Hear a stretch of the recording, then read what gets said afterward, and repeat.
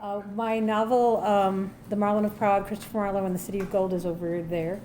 And I am going to be reading from the sequel in progress, which is The Winter's Tale, William Shakespeare and the Shores of Bohemia. It's kind of a sequel. It's kind of not a sequel. This is Prologue, 1612 London. It is a good thing to give thanks unto the Lord, and to sing praises unto thy name, O Most High, to show forth thy loving kindness in the morning. Listen, my Gollum, this is nothing personal. Even after all these years, I'm not comfortable saying prayers in English. There's a part of me, probably a very stupid, childish part, that thinks these words aren't sacred if they aren't in Latin. Of course, to you, my clay monster friend, I should be saying these words in Hebrew, but the good rabbi says it doesn't matter. It's more important that I understand what I'm saying, all except for the final words that he gave me to bring you to life. I need to understand so that God knows I know what I am saying, and then somehow this magic will work, and you will come to life and help us slay our enemies. Still, this is all wrong. I am not a Jew. You are not an English creature. This is not your fight. I mean, it was kind of the rabbi to lend you to me, because we players on the bankside badly need the help, and he did need to get you out of Prague, so it was a favor to him too. I don't know why you made a mess of the Jewish ghetto, but I guess you had your reasons. Hey, maybe you just don't like being told what to do. Anyway, my dearest Gollum friend, we have many hours ahead of us. Thomas Walsingham and his Puritan friends are determined to cleanse the city of the likes of me and mine, the poets, the harlots, the bear baiters, and probably the bears too, although what offense has a bear offered even the harshest of gods? A bear doesn't read the Bible in English or Latin or even in Hebrew. I need more ale. The spell will still work if I'm drunk, won't it? Aren't the men of the playhouses sacred to the god of wine? Maybe not. Or maybe it would if I were Kit Marlowe. I am not Kit Marlowe. I know people look to me as if I could possibly take his place, and I am certainly trying to live up to their expectations. But I am no wizard. I am no fighter. Kit was trained in spycraft and magic by great men, revered men. I am just an actor and a coward. No matter. Kit is gone, and the dark is coming down on us, and that is how you, my mud-footed friend, ended up on the London bankside.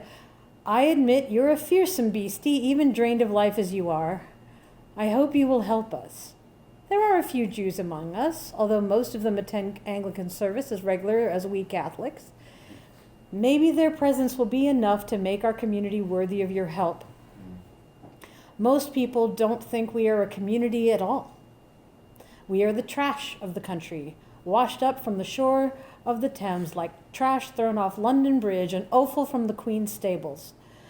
The rabbi says you serve the light, and I don't know what that means. God, faith, people of worth, tradesmen from China and the American coast, men who do with men, women who dress as men.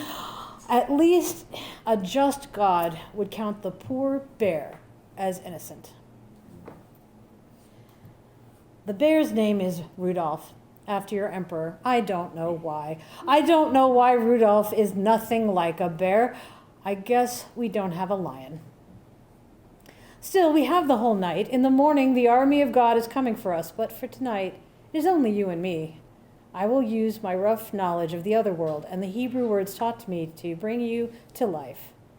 The candle will glow behind your eyes, and if I'm lucky, you'll judge me worthy to fight alongside, because I, William Shakespeare, am not a great man. I am one of the trash who floated up to the bankside, but this right here is my community, my people, my home. Maybe I have more hope of your help if I tell you why. We need it. Chapter 1, still London, but let's think back on 1593. It began with Anne, not Anne Hathaway, my wife, who probably wishes I would roll into a grave and leave her a comfortable widow. My wife, like you, dear Sir Gollum, doesn't like being told what to do. I think this is going to be a theme in this story. And Kit Marlowe's sister also doesn't like being told what to do, and that is going to figure in the tale of how I ended up in Prague in the first place. See, I'm telling this wrong. I am not at my best. Imminent death has no good effect on my tale spinning. I should weave it all into a poem, should I ever see pen and ink again. In truth, it began when Kit died, or rather the day we'd heard he died. We were sitting in the tavern, Benjamin the Jew, dear sweet cat who washes everyone's shirts, Rebecca who makes the meat pies we all eat, and they're quite eatable no matter what meat she uses, and then also the actors, Ned, Christopher, Jared, the Dutch one, what was his name? Good heavens. The point was, it was a crowd, and most of the people in the crowd are the people who will be fighting the Puritans tomorrow. We are all having breakfast after drinking.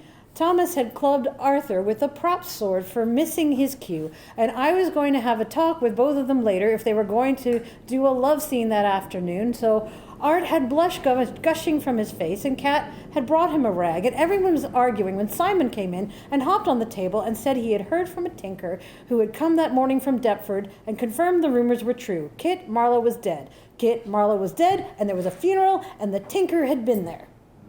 So then, of course, the entire crowd tumbled out of the tavern and went looking for the tinker, who was a waspish man who seemed familiar to me, although I could not place him. Perhaps he had done some mending work for the Rose, but something about the fact that I remembered him without remembering him bothered me. But he told the tale well enough. Kit was known for his bad temper. He picked a fight with a man he was drinking with, and the man had gotten the better of him. There was an inquest, but all present agreed that the man Ingram Fraser was defending himself, and it was Kit's own knife that he plucked out of his own eye. And then we all went back to the tavern run by Mistress Rebecca and ate pie and drank more ale and toasted the life of our friend. And it was the next day, or maybe the next day after that, when I woke up out of a sound sleep and said, "Sweet Christ, I know who that right bastard Ingram Fraser is."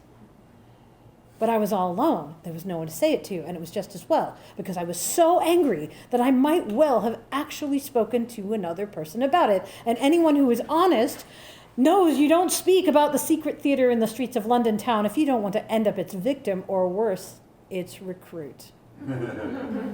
Stop there.